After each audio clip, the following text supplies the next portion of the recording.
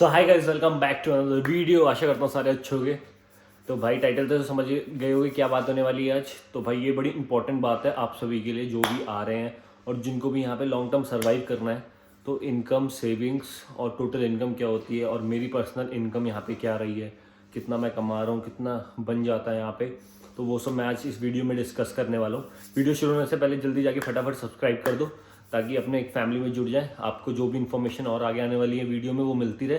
तो चलो इसी के साथ चलिए शुरू करते हैं। तो गाइज मैं सबसे पहले बात करूंगा, आप यहाँ पे आते हो, ठीक है। सबसे पहले जब आप यहाँ पे आते हो तो सेट अ टारगेट। टारगेट बहुत इंपॉर्टेंट है। आप अगर किसी टारगेट से आओगे तो यहाँ पे सर्वाइव कर पाओगे।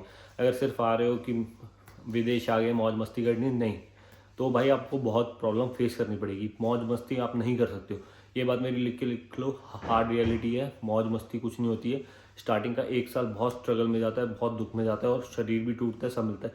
शरीर इसलिए टूटता है क्योंकि यहाँ पे आपको जो काम मिलेंगे वो सब फिजिकल मिलेंगे, ठीक है।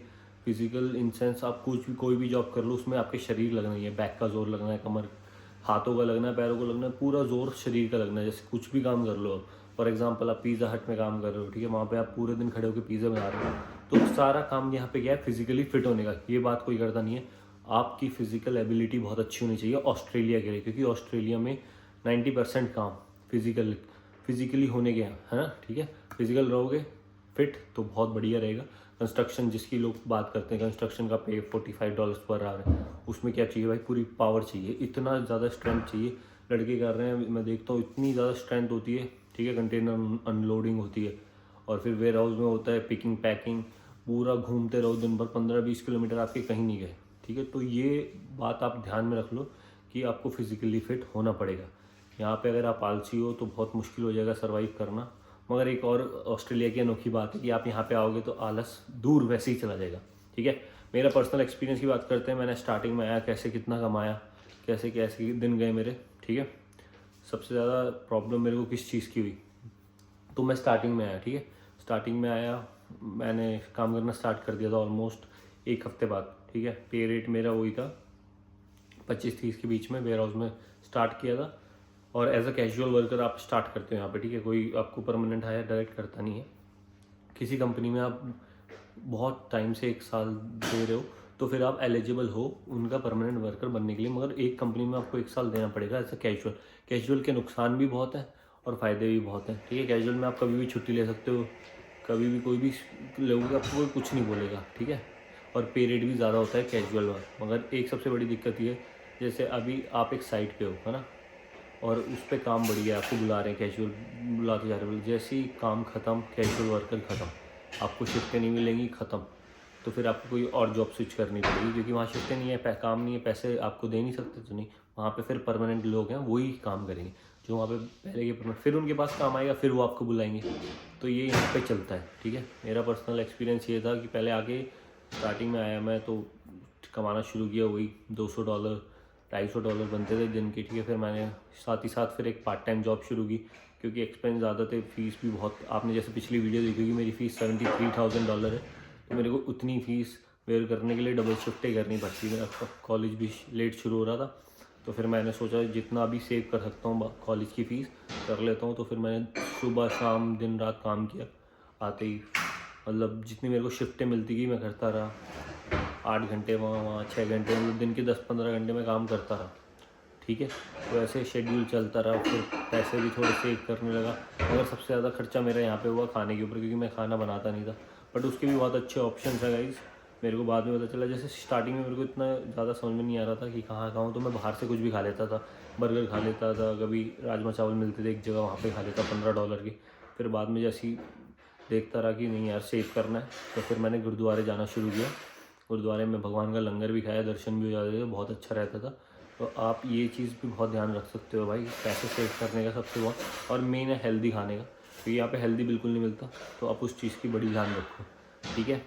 और स्टार्टिंग में आपको एक चीज़ कहूँगा, हम इंडिया से आएंगे, हम ये सोचेंगे घर पैसे भेजने, तो ये बिल्कुल माइंडसेट मत रखना कि स्टार्टिंग में घर पैसे भेजने। पहले अपने आप को यहाँ पे स्टेबल करना, तभी नेक्स्ट स्टेप सोचना कि घर पे सेविंग्स करनी है। वो पैसे भेजते हो आप अपनी सेविंग्स के लिए, तो वो भी आप थोड़े टाइम बाद देखना, 1-2 महीने बाद जब आप सेट हो जाओ पूरे, यहाँ पे आपके रेंट वेंट सब निकल रहा है, सारी चीज़ें हो रही हैं, ठीक है, तब आप देखना दूसरा स्टेप घर भेजने का। स्टार्टिंग में आके बिल्कुल जल्दबाजी मत करना कि नहीं और घर भेजूँगा ये लगा के, बिल्कुल प्रेशर नहीं, हाइप नहीं। अब यहाँ पे आ गए हो तो ज़िंदगी भर कमाना ही है, ठीक है। बस ये चीज़ ध्यान में रखनी है। और भाई मेरे इनकम की बात करें तो यहाँ पे हर दिन सेम नहीं होता है, ठीक है।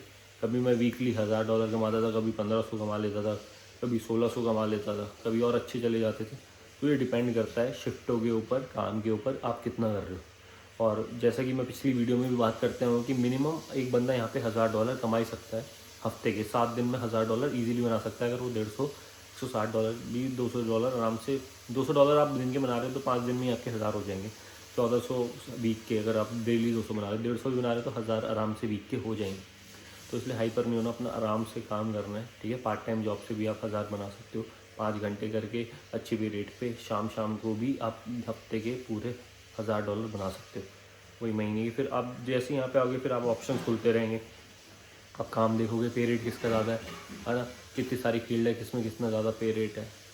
तो उन सब चीज़ों से आपका फिर माइंड लगेगा, आप खुद ही देखोगे कि कहाँ अपॉर्चुनिटी ज़्यादा है। फिर आप कैलकुलेशन बिठाओगे, मगर वो कैलकुलेशन होने में 2 3 4 महीने 5 महीने साल भर लग जाता है, जब तक आप स्टेबल एक जॉब दूसरी जॉब सेट कर लो, या फिर वीकेंड्स पे कुछ सेट कर लो, वीक डेज़ में कुछ सेट कर लो। तो ये सब चीज़ें बहुत इंपॉर्टेंट है।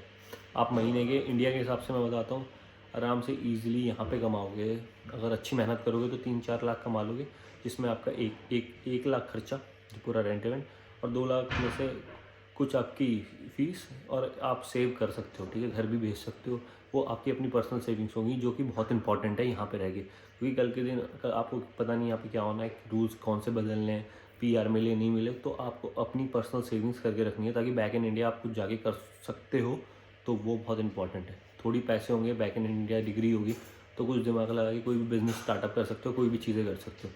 तो इस चीज़ का बहुत ज़्यादा ध्यान रखना है, ठीक है।